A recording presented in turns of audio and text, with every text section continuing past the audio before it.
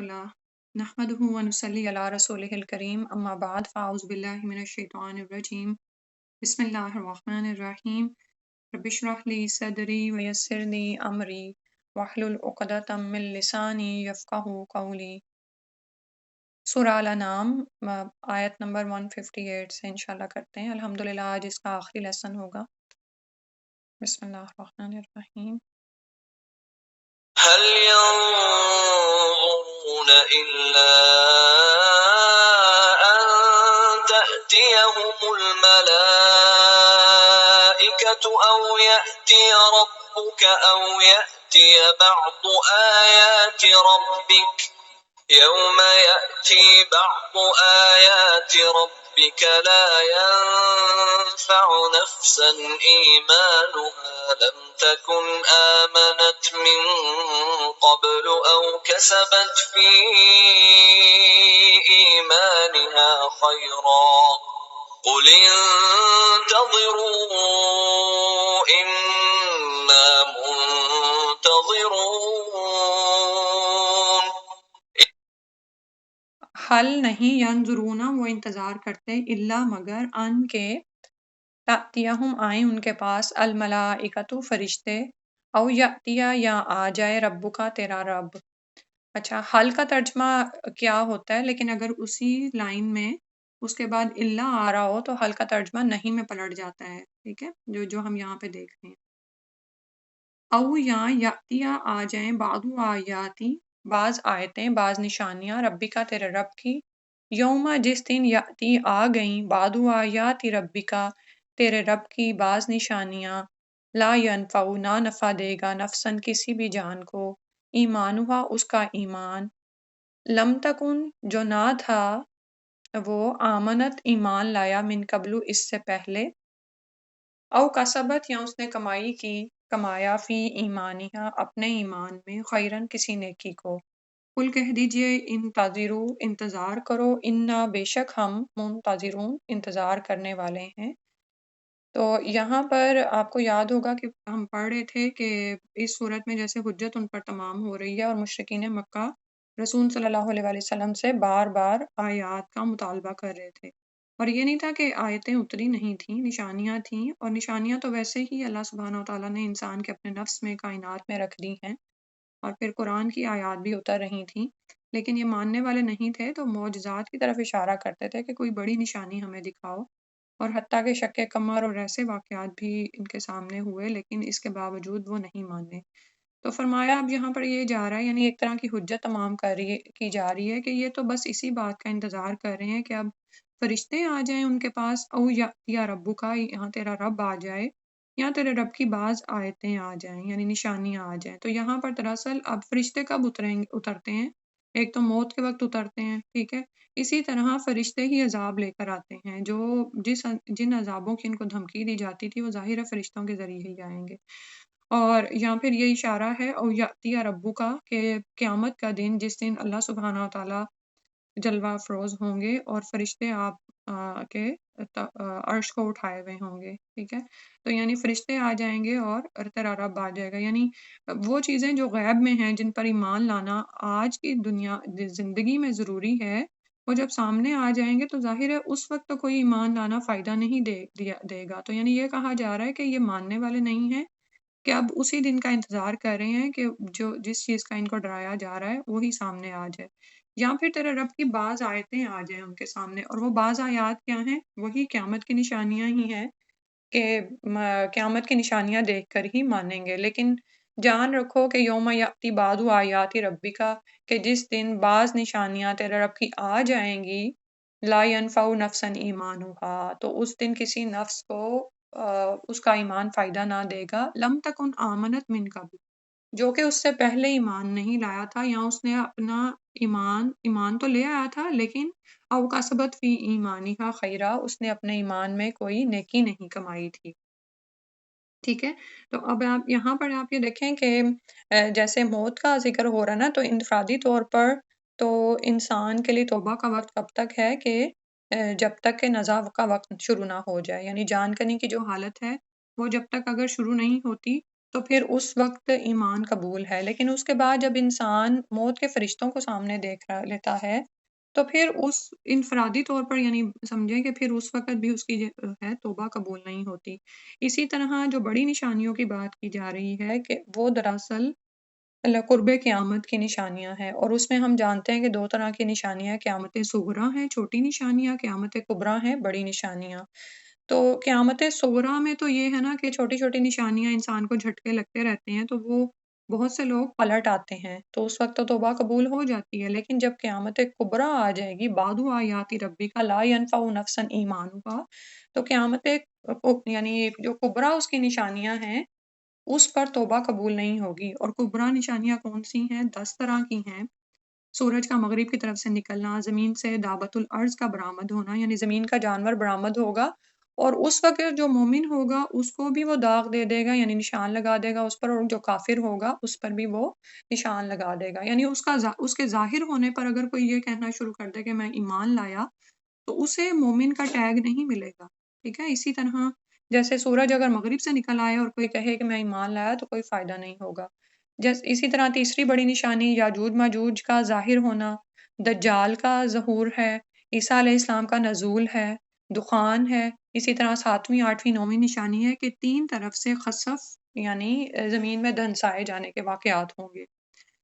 اور وہ کون کون سے ہیں 3 طرف؟ مشرق ہے، مغرب ہے اور جزیرۃ العرب سے۔ اور ایک اور جو نشانی ہے وہ یہ ہے کہ یمن سے آگ نکلے گی جو لوگوں کو محشر کی طرف ہانک لے جائے گی، وسط عدن سے، ٹھیک ہے۔ تو ہوگا کیا کہ جب یہ نشانیاں نظر آئیں گی تو پھر کیا ہے کہ کسی کو اس کا ایمان فائدہ نہیں دے گا، ٹھیک ہے۔ یا پھر یہ کہ اچھا اب یہاں پر یہ بات یاد رکھیں، لم تکن آمنت من قبلو، اب یہ نہیں کہا جا رہا کہ جو پہلے ایمان لایا تھا اس کے لیے بھی قیامت جو ہے اس کو اب فائدہ نہیں دے گی۔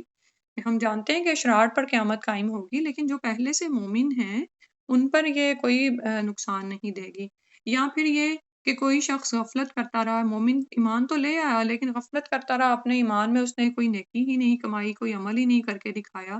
تو ایسا شخص اب اگر کہے کہ میں نمازیں پڑھ لوں اور اپنے درجات بلند کر لوں یا اپنی بخشش کروا لوں تو یہ بھی اس وقت ممکن نہیں ہوگا۔ اور ان کو فرمایا گیا قل کہہ دیجئے انتظروا، انتظار کرو، انا منتظرون، بے شک ہم بھی انتظار کر رہے ہیں۔ یعنی تم جھٹلاتے ہو تو ہم بھی دیکھ لیتے ہیں جو جن چیزوں کو تم جھٹلاتے ہو وہ سامنے آتی ہیں کہ نہیں، ٹھیک ہے۔ یعنی ایک طرح کی حجت تمام ہو گئی نا، کہ جو تم نے کہنا تھا وہ کہہ لیا اور جو دلیلیں تم نے دینی تھی دے لی، اور تم ماننے والے پھر بھی نہیں ہو۔ اور اس میں ہی آپ یہ دیکھیں کہ نشانیاں جو ذکر ہوئی نا، جیسے قیامت صغریٰ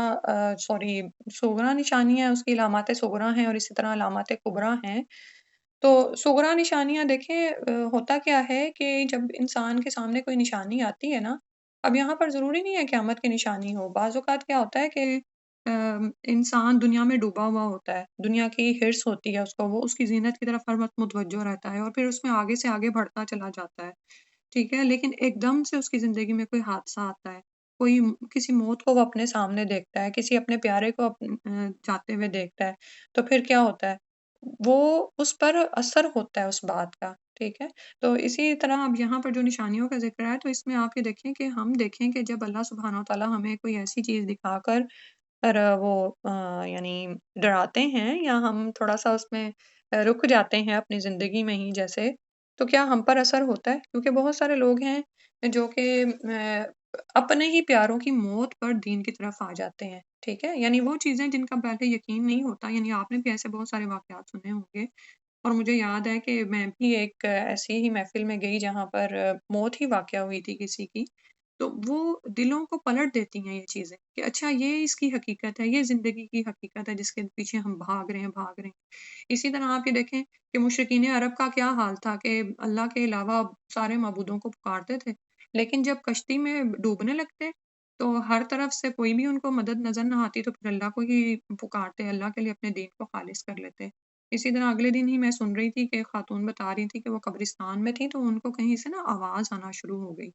اب وہ آواز کیا تھی کہ مسلسل آئی جا رہی تھی نا، تو انہوں نے اپنے خاوند سے کہا، دور ایک آدمی کھڑا نظر آ رہا تھا، تو انہوں نے کہا کہ آپ وہاں پر جا کر دیکھیں۔ وہ وہاں پر ہو کر آئے، انہوں نے کہا کہ وہ تو کچھ بھی نہیں پڑھ رہا، وہ تو بس وہاں پہ کھڑا ہوا ہے۔ تو کہتی ہیں یہ سن کے تو مجھے ڈر لگ گیا۔ آپ خود سوچیں نا کہ آپ قبرستان میں کھڑے ہیں اور کوئی بھی نہیں ہے، لیکن مسلسل آواز آتی جا رہی۔ کہتی میں تھوڑا سا آگے بڑھی تو وہ آواز ایک قبر سے آ رہی تھی، اور کیا پڑھا جا رہا تھا بار بار، وَقَالُوا لَوْ كُنَّا نَسْمَعُ أَوْ نَعْقِلُ مَا كُنَّا فِي أَصْحَابِ السَّعِيرِ، کہ کاش ہم سنتے اور ہم عقل کرتے تو ہم دوزخ والوں میں سے نہ ہوتے۔ اب یہ چیزیں اللہ سبحانہ وتعالیٰ دنیا میں ہی بعض اوقات دکھاتے ہیں، یا تو وہ جو بھی تھا وہ اگر ایمان لایا ہوا تھا تو اس وقت اس کو اپنے لیے کچھ پیچھے سے کسی عمل کی ضرورت تھی کہ اس کے نام پہ صدقہ کیا جائے، اس کے لیے دعا کی جائے، یا پھر واللہ اعلم وہ کیا تھا۔ اور پھر کہتی ہیں کہ تھوڑی دیر بعد یہ والی آیت دہرائی جانے لگی، من ذا الذی یشفع عندہ الا باذنہ۔ اور اس طرح کے بے شمار واقعات ہیں جو ہماری زندگی میں بھی پیش آتے ہیں، ہمیں کسی کے منہ سے سننے کو ملتے ہیں۔ تو اللہ سبحانہ وتعالیٰ انسان کی زندگی میں کوئی ایسا موقع لاتے ہیں کہ وہ حق کی طرف پلٹ آئے۔ تو یہاں پر تو مشرکین مکہ کو یہ کہا جا رہا ہے کہ تم تو بس یہی انتظار کر رہے ہو کہ جب تمہارے پاس ایمان لانے کی مہلت ہی ختم ہو جائے، تو تم بھی انتظار کرو، ہم بھی انتظار کر رہے ہیں۔ پھر اگلی آیت میں فرمایا إن الذين فرقوا دينهم وكانوا شيعا لست منهم في شيء إنما أمرهم إلى الله ثم ينبئهم بما كانوا يفعلون۔ ان الذین، بے شک وہ لوگ جنہوں نے فرقو، الگ الگ کر دیا، فرقہ یفرق تفریق، ہم پڑھتے تھے نا بچپن میں، تفریق یعنی مائنس کرنا، الگ الگ ہو جانا، گروپس بن جانا، دینہم اپنے دین کو، وقانو اور وہ ہوگے، شیعاً گروہ گروہ، لستا نہیں ہیں آپ، منہم ان سے، فی شیئن کسی چیز میں، انما بے شک امرہم ان کا معاملہ اللہ اللہ ہی کی طرف ہے، ثم ینبئہم پھر وہ ان کو بتا دے گا، جتلا دے گا، بما کانوا یفعلون ساتھ اس کے وہ جو کام کرتے تھے۔ تو یہاں پر دراصل اہل کتاب، یہود و نصارہ، وہ لوگ جو کہ مجوسی بن بیٹھے، یا جو بھی جنہوں نے بھی اپنے دین کو پارا پارا کر دیا، الگ الگ کر دیا، اور وہ گروہ گروہ ہو گئے، تو آپ صلی اللہ علیہ وسلم کو ان سے کچھ سروکار نہیں، ٹھیک ہے، ان کا معاملہ اللہ کے سپرد ہے، وہی انہیں بتا دے گا کہ وہ کیا اعمال کرتے تھے۔ آپ یہ دیکھیں کہ جس زمانے میں رسول صلی اللہ علیہ وسلم کو مبعوث فرمایا گیا، تو جو ڈیوائن دین ہے نا، یعنی جو اہل کتاب تھے جن کے پاس آسمانوں سے اللہ ہی کی طرف سے وحی آئی تھی اور دین بھی ان کا اللہ ہی کا تھا، وہ بھی اصل دین پر قائم نہیں تھے، ٹھیک ہے، انہوں نے بھی اپنے دین کو بدل ڈالا تھا۔ اور اس کے ساتھ ساتھ جو دوسرے مذاہب کے پیروکار تھے جنہوں نے یعنی اپنا انسان کا اپنا بنایا ہوا دین ہے، وہ بھی بے شمار تھے، کوئی آگ کی عبادت کر رہا ہے، کوئی سورج چاند ستاروں کی عبادت کر رہا ہے، کوئی بتوں کی عبادت کر رہا ہے، یعنی مشرکین مکہ کا تو یہ حال تھا کہ جو بت، جو چیز اچھی لگتی اس کا ایک ماڈل بناتے اور اس کو پوجنا شروع کر دیتے تھے، اور اپنے پاس رکھتے تھے اور سجا کے رکھتے تھے گھروں میں۔ تو انہوں نے کیا کیا تھا، اپنے دین کو پارا پارا کر دیا تھا۔ کہنے کو تو یہ بھی یہی کہتے تھے نا کہ ہم دین ابراہیمی کو فالو کر رہے ہیں، مشرکین مکہ بھی یہی کہتے تھے، یہود و نصارہ بھی یہی کہتے تھے، لیکن اس میں انہوں نے کیا کیا کہ جیسے بیسیکلی جو دین کو بدلنے والے لوگ ہوتے ہیں نا، عوام نہیں ہوتے، یہ دراصل لیڈرز ہی ہوتے ہیں جو اپنی خواہش نفس کے پیچھے اپنی رائے سے ایک فرقہ بنا لیتے ہیں اور اس کے پیچھے پھر لوگوں کو بھی اسی راہ پر لگا دیتے ہیں، کیونکہ عوام تو اپنے امراء کے بادشاہوں کے دین پر ہوتے ہیں۔ اب مجھے وہ یاد آ رہا ہے، کیسر تھا کہ جس کے ایمان نہ لانے سے اس کی ساری قوم بھی رک گئی تھی، اور پھر اسی طرح اس دن ہم نے سیرت میں پڑھا تھا کہ ایک سردار ایمان لایا تو پیچھے 70-80 گھرانے مسلمان ہو گئے تھے، ٹھیک ہے۔ تو یہ ہوتا کیا ہے کہ جب کوئی شخص اپنے دین کو اللہ کے لیے خالص نہیں کرتا، اپنی خواہش نفس کے پیچھے، اپنی انا کے پیچھے کہ میری واہ واہ ہو اور میرے ہی گروپ کو دیکھا جائے، وہ کوئی نہ کوئی ایک الگ، جیسے ڈیڈ اینڈ کی مسجد کھڑی کرنا نا، وہ الگ ہو جاتا ہے اور اس کے پیچھے دوسرے بھی اس کے ساتھ آ جاتے ہیں، اور اسی طرح دوسرے بھی الگ سے الگ گروپس بنتے چلے جاتے ہیں۔ تو فرمایا جا رہا ہے کہ اللہ سبحانہ و تعالیٰ نے تو رسول صلی اللہ علیہ وسلم کو دین حق دے کر مبعوث فرما دیا، ٹھیک ہے، تو آپ کو ان لوگوں سے کوئی معاملہ نہیں ہے، کیونکہ آپ یہ دیکھیں کہ ہوتا ہے نا کہ جب آپ ایک صحیح دین پر آ جاتے ہیں اور آپ کی رہنمائی کی جا رہی ہے ڈیوائن گائیڈ لائن سے، ٹھیک ہے، یعنی قرآن اور حدیث کے اصل علم سے اب آپ رہنمائی پکڑ رہے ہیں، اور وہ تمام رسوم و رواج اور بدعات اور بہت سی ایسی چیزیں جو کہ دین میں شامل ہیں تو آپ ان سے دور ہٹتے ہیں، تو لیکن جب سب کو ایسا کرتے دیکھتے ہیں تو دل میں بہت عجیب سے خیالات بھی ہوتے ہیں۔ تو کیا ہے کہ یہی کہیں خود کو وَقَالُوا شِيَعًا لَسْتَ مِنْهُمْ فِي شَيْءٍ، کہ آپ کو ان سے کوئی سروکار نہیں ہے۔ اب جب آپ کے دل سے شکوک نکل گئے، آپ نے دین کو پکڑ لیا کہ جیسے قرآن میں یہ آیا وَاعْتَصِمُوا بِحَبْلِ اللَّهِ جَمِيعًا وَلَا تَفَرَّقُوا، سب اکٹھے ہو کر اللہ کی رسی کو تھام لو۔ اب یہ اللہ کی رسی کیا ہے؟ قرآن ہی ہے، شریعت ہی ہے جو آپ کو دی گئی، اور اس میں تفرقے بازی نہ کرو، ٹھیک ہے؟ اور فروعی اختلافات میں آگے سے نہ پڑو، جو بنیاد ہے نا اس پر جم جاؤ۔ اور دیکھیں اس بات کو کتنا زیادہ واضح کیا گیا کہ جب پتہ نہیں کس نے پوچھا کہ یا رسول اللہ، رسول صلی اللہ علیہ وسلم نے فرمایا نا کہ لوگ نماز کو اس کی جگہ سے ہٹا دیں گے۔ آپ یہ دیکھیں نا کہ نماز ایک ایسی چیز ہے جو کفر اور اسلام میں تمیز کرنے والی ہے، تو شیطان سب سے زیادہ اسی کے پیچھے آتا ہے۔ موسیٰ علیہ السلام نے کیا فرمایا تھا کہ میں نے اس سے کم پر امت کو بلایا لیکن انہوں نے نہیں سنی، تو آپ اس میں تخفیف کریں، سیرت میں ہم پڑھ چکے ہیں، ٹھیک ہے؟ تو آپ صلی اللہ علیہ وسلم نے فرمایا کہ لوگ یعنی نماز کو ڈیلے کرنا شروع ہو جائیں گے۔ تو کسی نے پوچھا یا رسول اللہ اس زمانے میں ہم کیا کریں؟ تو آپ نے فرمایا تم اپنی نماز وقت پر ادا کرنا، لیکن جماعت کے ساتھ بھی ادا کر لینا۔ تمہاری جو پہلی نماز ہوگی وہ تمہاری فرض ہو جائے گی اور دوسری تمہاری نفل ہو جائیں گے۔ تو کہنے کا مطلب یہ ہے کہ جماعت سے کٹنے کو نہیں کہا رسول صلی اللہ علیہ وسلم نے، یہ نہیں کہا کہ ٹھیک ہے وہ پھر غلط راہ پہ چل رہے ہیں تو تم، تو بنیاد جو ہے وہ ایک ہو، اور اس کے علاوہ جو فروعی آگے تھوڑے بہت اختلافات ہوں ان میں انسان گروہ گروہ نہ ہو جائے، کیونکہ آپ یہ دیکھیں یہ چیز ہمیں سمجھنے کی بہت زیادہ ضرورت ہے، کیونکہ یہاں پر جیسے میں نے کہا ہے نا کہ کوئی عام بندہ دین میں گروہ بندیاں نہیں کر رہا ہوتا، یہ سیکھ علم حاصل کرنے والے لوگ ہوتے ہیں جو کسی ایک بات کو لے لیتے ہیں اور دوسری کو نہیں لیے ہوتے تو دوسرے کے ساتھ پارٹی بازی کر لیتے ہیں، نعوذ باللہ۔ تو جماعت پر اللہ کی رحمت ہوتی ہے اور فرقہ بندی نرا عذاب ہے۔ ہم نے شاید پیچھے جب پڑھا تھا نا کہ جو زمین کے عذاب ہیں ان میں سے ایک فرقہ بندی بھی ہے، کہ آپ کے اپنے ہی جو ان سے لوگ ہیں وہ آپ سے کٹے ہوئے ہیں، ٹھیک ہے؟ اور رسول صلی اللہ علیہ وسلم نے امت کے باہم اختلاف کو ناپسند فرمایا، اور اسی طرح رسول صلی اللہ علیہ وسلم بیٹھے ہوئے تھے تو صحابہ کرام تقدیر پر بحث کرنے لگے، تو آپ صلی اللہ علیہ وسلم اس بات پر غصے میں آئے اور فرمایا کہ میں تم کو قسم دیتا ہوں کہ آئندہ اس معاملے میں بحث میں نہ پڑو۔ یعنی کہنے کا مطلب یہ ہے کہ جتنا تمہارا معاملہ ہے نا، جتنا عمل کے ساتھ ہے اتنے پہ ہی رہو۔ ہم لوگ بھی کیا ہوتا ہے بعض اوقات بحث مباحثے میں پڑ جاتے ہیں اور پتہ نہیں کس کس کا دل توڑتے ہیں اور کیا کیا کرتے ہیں، ہمیں نہیں پتہ چلتا۔ تو اس میں بہت زیادہ بچنے کی ضرورت ہے، اور یہاں پر کہہ دیا گیا ہے بے شک ان کا معاملہ اللہ کی طرف ہے، وہ انہیں جتا دے گا جو وہ عمل کرتے ہیں۔ اور یہ نہ صرف یہ کہ یہود و نصارہ میں ہوا بلکہ مسلمانوں کے لیے بھی رسول صلی اللہ علیہ وسلم کی یہ دعا قبول نہیں ہوئی، امت کے حق میں یہ دعا قبول نہیں ہوئی کہ یہ امت ایک ہی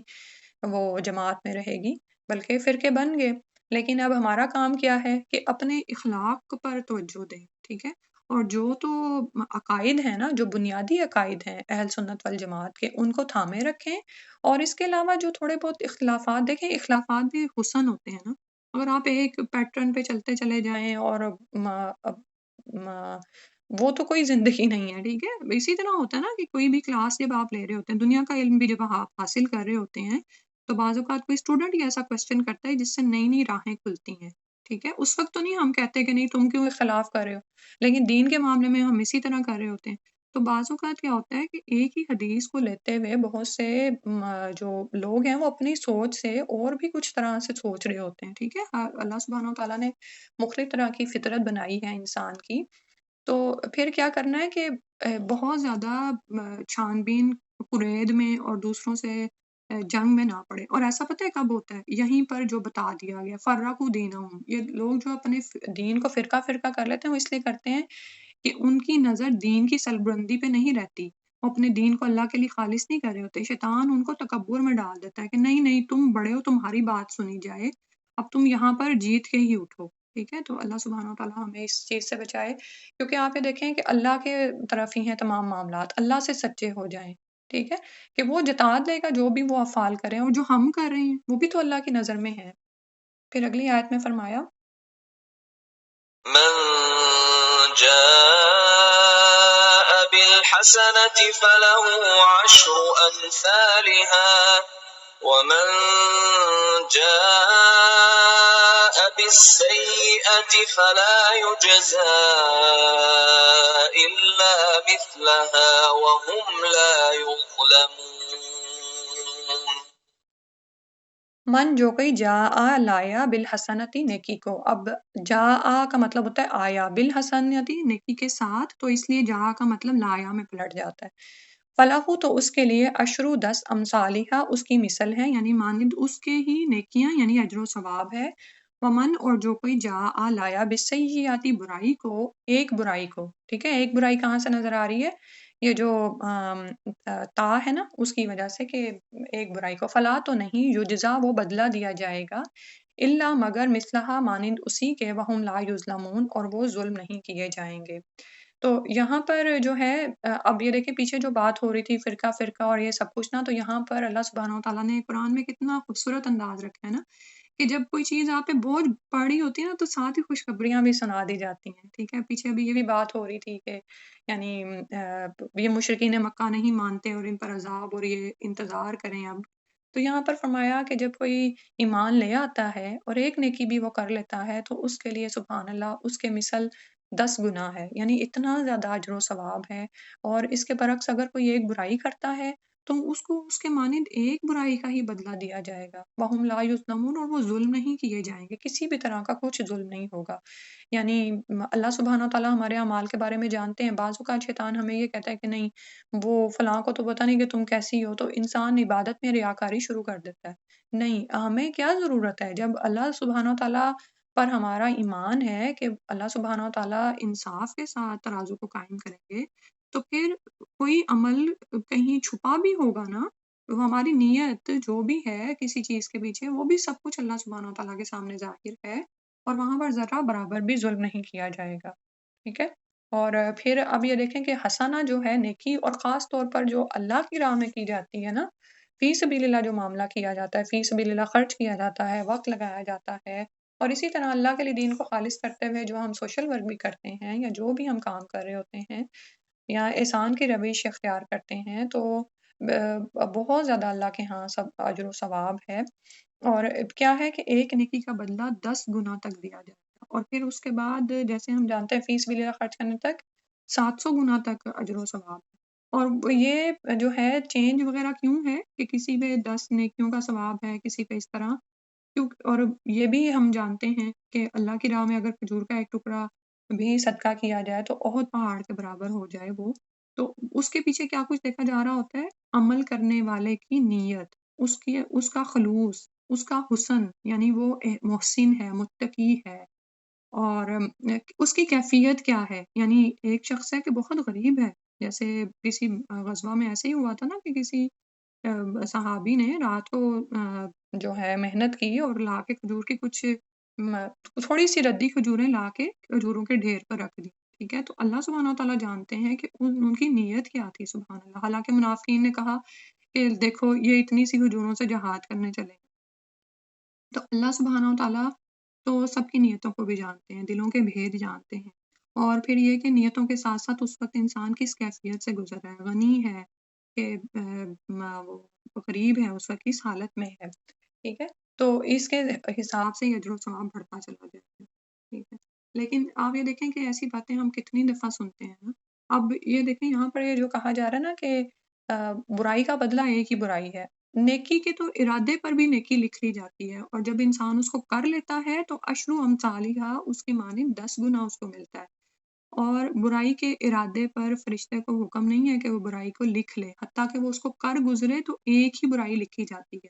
اور اگر وہ اس ارادے سے باز آ جائے تو ایک نیکی لکھ لی جاتی ہے۔ سبحان اللہ، اللہ کی رحمت پر پیار آ جاتا ہے، ٹھیک ہے۔ اور پھر اس کے بعد بھی آپ یہ دیکھیں کہ ظلم نہیں ہوگا وہاں پر اللہ کے ہاں، تو پھر بھی ہم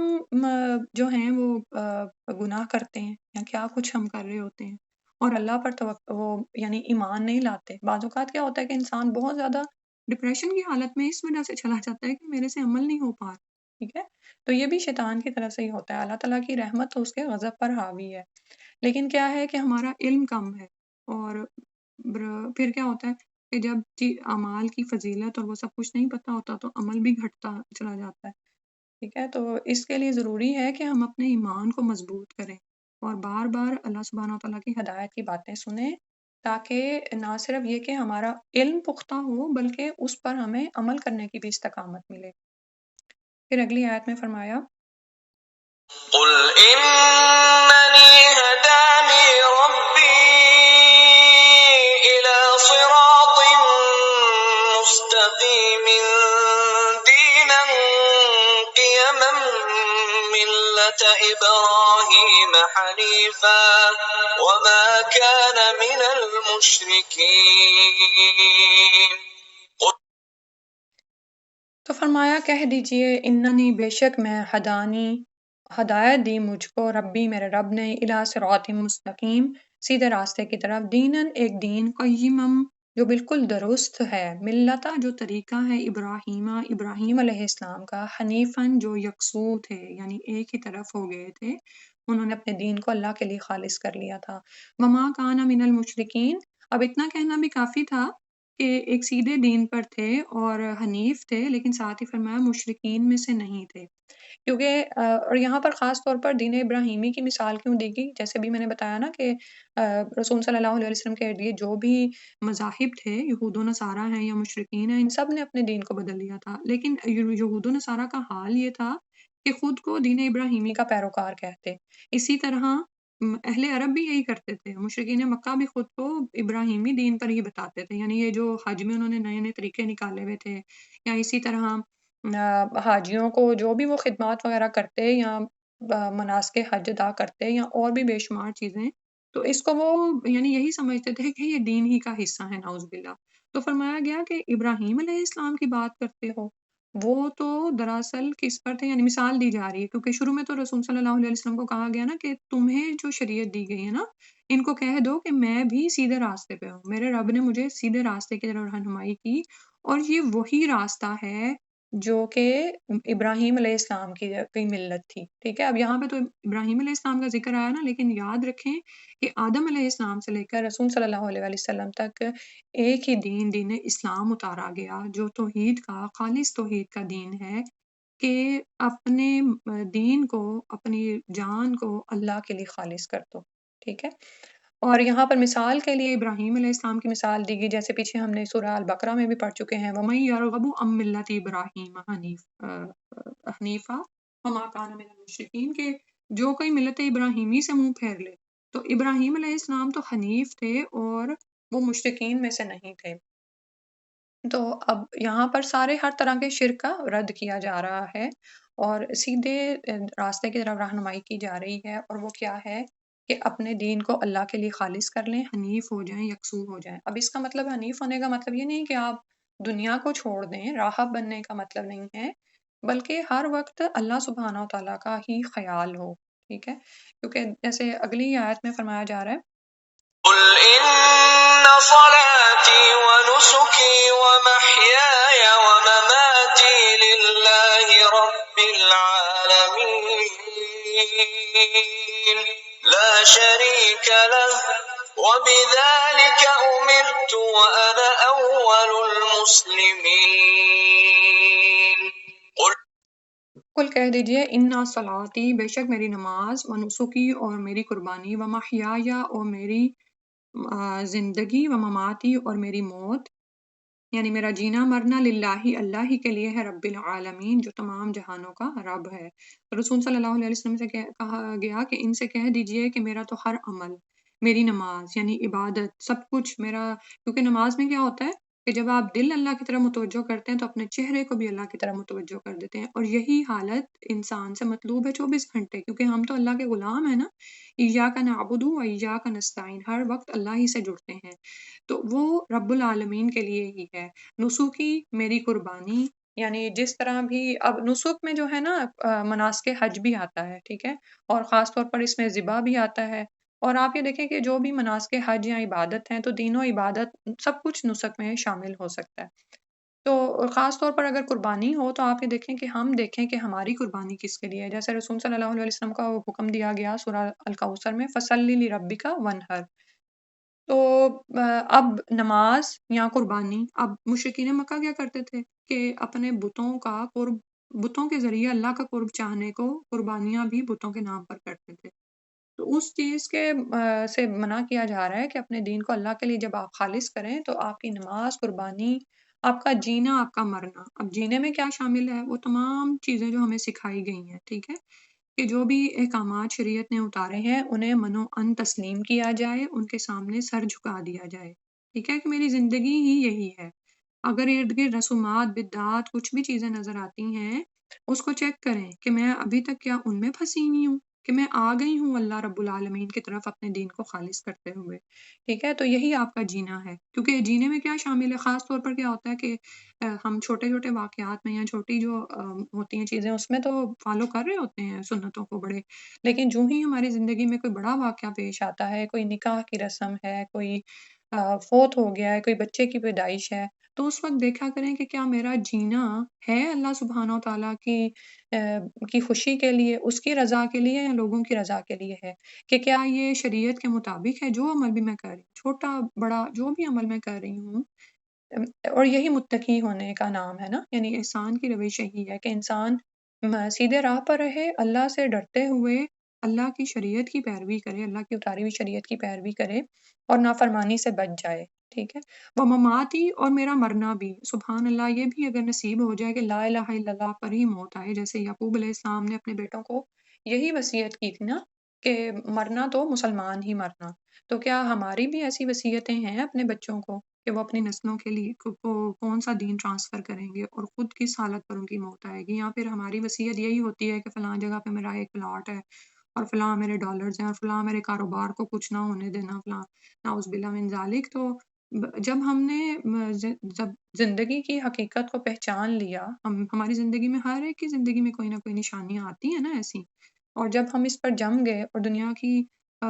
حقیقت ہمارے سامنے واضح ہو گئی کہ دنیا ایک دھوکہ ہے، تو اب آخرت ہی کی تیاری ہے، تو پھر ہماری ہر طرح کی سوچ بھی اسی کے گرد گھومے گی، ٹھیک ہے؟ اور یہ موت کے وقت ایک دم سے انسان کو کلمہ نصیب نہیں ہو جاتا الا ماشاء اللہ، تو یہ تو ساری زندگی کا اس کا عمل ہے نا کہ محیایا و مماتی، ہر وقت اللہ ہی کا خیال ہے۔ اور آپ یہ دیکھتے ہیں کہ موت عموماً بہت سے ایسے مثالیں آپ کو ملیں گی کہ موت عموماً اس حال میں آتی ہے جس میں عموماً انسان مصروف ہوتا ہے۔ یہ جن لوگوں کی سجدے میں جان نکل جاتی ہے، کیا وہ ایک دم سے ہی ان پر کوئی فضل ہو جاتا ہے؟ ہوتا ہے، الحمدللہ فضل بھی ہوتا ہے، لیکن وہ دراصل نماز ہی کی کیفیت میں ہوتے ہیں، ٹھیک ہے؟ کہ ساری عمر ہی انہوں نے اس طرف دوڑ لگائی، ان کی دوڑ ہی مسجد تک تھی، تو اللہ نے روح بھی جو ہے اسی حال میں قبض کی، سبحان اللہ۔ اور اسی طرح بہت سی اموات جو ان سے کھیل کے میدان میں بھی ہوتی ہیں، تو وہی الہاکم التکاثر، کہ جو لوگ دنیا میں پڑے ہوئے ہیں، دنیا کی زندگی کو انہوں نے لائب اور لاف سمجھا ہوا ہے، وہ اسی کے پیچھے ہیں۔ تو ہم یہ دیکھیں کہ میرا جینا اور میرا مرنا کس کے لیے ہے، ٹھیک ہے؟ اور ایمان پر خاتمہ کی انسان کو دعا کرنی چاہیے کہ اللہ سبحانہ و تعالیٰ ہمارا خاتمہ بالایمان فرما دے، آمین۔ تو اور یہ کہ اس میں یہ جو آ رہا ہے نا انا صلاتی و نسکی، یعنی ہر چیز آپ کی اللہ رب العالمین کے لیے ہو جائے، اس اللہ کے لیے جو تمام جہانوں کا پروردگار ہے، تمام جہانوں کو پالنے والا ہے، ٹھیک ہے؟ اب یہ مانتے تو تھے کہ اللہ ہے، لیکن اللہ سبحانہ و تعالیٰ کی صفات اور اس کی جو اسماء ہیں اور جو اس کی قدرت اور جو اس کے اختیارات ہیں اس کو نہیں مانتے تھے نا، کیونکہ رب کا مطلب کیا ہے کہ پالنے والا، مالک، مدبر، سب کچھ وہی کرنے والا ہے اور سارے جہانوں کا ہی ہے، وہ تم سے غافل نہیں ہے، تو پھر اسی کی طرف اپنی زندگی کو لگا دو، اور اللہ تعالیٰ سے دعا کرنی چاہیے کہ جیسے یوسف علیہ السلام نے بھی کی تھی نا، فاتر السماوات والارض، جس کے آخر میں آتا ہے الحقنی بالصالحین، کہ اللہ تعالیٰ موت کے وقت بھی نیکوکاروں کے ساتھ ملا دے۔ اور فرمایا کہ وہ ذات کون ہے، جیسے لا آ رہا ہے نا 162 آیت کے بعد، تو یہ دراصل بات جاری ہے، کوئی نہیں شریک اس کا، وَبِذَالِکَ، اور اسی کا امرتو، حکم ہوا مجھ کو، وَأَنَا أَوَّلُ الْمُسْلِمِينَ، اور میں ہی ہوں پہلا مسلمان، یعنی اپنی شریعت پر سب سے پہلے رسول صلی اللہ علیہ وسلم خود ہی ایمان لائے، اور مسلم یعنی اسلام کیا ہے کہ سر تسلیم خم کر دینا، سپرد کر دینا اپنے آپ کو اللہ کی ذات کے، ٹھیک ہے؟ تو نبی صلی اللہ علیہ وسلم نے یہ کیا کہ میں ہی یعنی فرما بردار ہوں، اسی کا مجھے حکم ہوا ہے اور میں ہی پہلا تسلیم کرنے والوں میں سے ہوں۔ تو کیا ہم ہیں؟ کیا ہماری زندگی میں ابھی بھی ایسا تو نہیں کہ لوگوں کی رضا کے پیچھے ہم اللہ کی رضا کو چھوڑ دیتے ہیں، نعوذ باللہ من ذالک؟ اور پھر یہ کہ حالانکہ حکم تو ہمیں بھی یہی ہوا ہے کہ ساری زندگی اللہ کی رضا میں گزارو اور اس کی نافرمانی سے بچو، اور پھر یہ کہ سر تسلیم خم کر دو، اپنے آپ کو، اپنی ذات کو اللہ کے حوالے کر دو۔ کیا ایسا ہوتا ہے؟ نہیں کرتے نا ہم۔ ایسے معاملے پیش آتے ہیں تو ہم لوگوں سے ڈرتے ہیں اور پتہ نہیں میرا کیا بنے گا۔ یہ ڈر ہوتا ہے نا، یہ ڈر کیوں ہوتا ہے؟ کیونکہ ہم نے اپنی ذات کو اللہ کے سپرد نہیں کیا، اللہ پر اس طرح کا توکل نہیں ہے۔ تو یہ سب کچھ اپنی زندگی میں انشاءاللہ دیکھنے کی ضرورت ہے۔ پھر فرمایا أغير الله أبغي ربا وهو رب كل شيء ولا تكسب كل نفس إلا عليها ولا تزر وازرة وزر أخرى ثم إلى ربكم مرجعكم فينبئكم بما كنتم فيه تختلفون۔ کل کہہ دیجئے غیر اللہ ہی، کیا اللہ کے علاوہ ابغی میں تلاش کروں ربن کوئی رب، وہوا حالانکہ وہ ربو رب ہے کل شیء ہر چیز کا، ولا اور نہیں تکسبو کماتا کل نفسن کوئی نفس الا علیہا اسی کے ذمے ہے، ولا تکسبو اور نہیں کماتا کل نفسن ہر نفس الا مگر علیہا اسی کے ذمے ہے، ولا اور نہیں تزرو بوجھ اٹھائے گا، وازراتن کوئی بوجھ اٹھانے والا، وزرا بوجھ اخرا دوسرے کا، ثم پھر الی طرف ربکم اپنے رب کے مرجعکم لوٹنا ہے تمہارا، فینبئکم پھر وہ جتا دے گا تم کو، بتا دے گا تم کو، بما کنتم ساتھ اس کے جو تم تھے، فیہ اس میں تختلفون تم اختلاف کرتے تھے۔ تو رسول صلی اللہ علیہ وسلم کو فرمایا جا رہا ہے کہ آپ ان سے کہیے کہ کیا میں اللہ کے سوا کوئی اور پروردگار تلاش کروں، حالانکہ وہ ہر چیز کا رب ہے، وہی ہر چیز کا پالنے والا ہے، اور جو شخص بھی برا کام کرے تو اس کا بار اسی کے پر ہوگا، اور جو شخص برا کام کرے گا تو اس کے گناہ کا بوجھ دوسرا نہیں کوئی اٹھائے گا، اور سب کو تمہیں اپنے رب ہی کی طرف لوٹ کر جانا ہے، وہ تمہیں بتا دے گا جن باتوں میں تم اختلاف کرتے تھے۔ دراصل یہاں پر بھی وہی توحید کا درس دیا جا رہا ہے کہ کیا میں اللہ کے علاوہ کوئی اور رب تلاش کروں، یعنی نعوذ باللہ من ذالک کہ اللہ سبحانہ و تعالیٰ کی جو بادشاہت ہے جو ہمیں پیچھے پڑی کہ اس کا کوئی شریک نہیں ہے، اور بادشاہت میں بھی کوئی شریک نہیں، اور نہ ہی عاجز ہونے کی وجہ سے اس کو کسی مددگار کی ضرورت ہے، اور اسی کے لیے تو ہم سر تسلیم خم کرتے ہیں۔ تو اب اس رب کو چھوڑ کر کے کیا دوسرے شریکوں کو پکارا جائے، نعوذ باللہ، حالانکہ اللہ ہی سب کا رب ہے، وہی ان کو پالنے والا ہے، تو عبادت کا حقدار بھی وہی ہے، اور جو کوئی جو بھی کر رہا ہے تو اپنے ہی ذمے کر رہا ہے۔ تو یہ جیسے یہ کہتے تھے نا مشرکین مکہ کہ نہیں تم چاہے دین اسلام نہ بھی قبول کرو ہم تمہیں بچا لیں گے، ہمارے بت اور ہماری فلان چیزیں بچا لیں گے، تو بتایا